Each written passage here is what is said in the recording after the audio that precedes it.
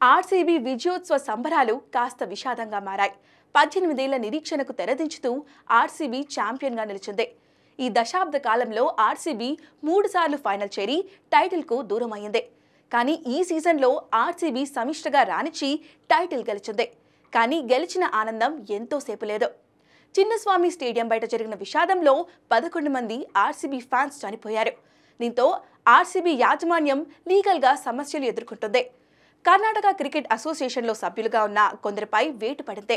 ఇంకా బెంగళూరు పోలీస్ కమిషనర్తో పాటు మరికొంతమంది అధికారులపై చర్యలు తీసుకోనున్నారు.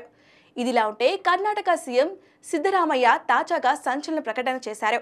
ఏకంగా చిన్నస్వామి స్టేడియాన్ని అక్కడి నుంచి తరలిస్తున్నట్లుగా ప్రకటించారు.